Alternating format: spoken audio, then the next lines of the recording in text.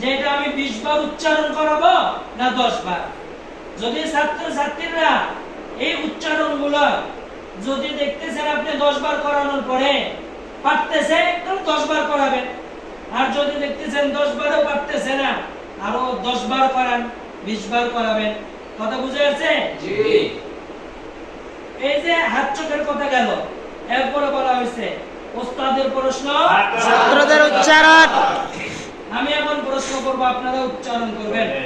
আলিফে জবর আ, আলিফে জবর আ, আলিফে জবর আ, আইনে পেশ ও জজম একালিফ রু, আইনে পেশ ও জজম একালিফ রু, জালে পেশ লু, জালে পেশ লু, জালে পেশ লু।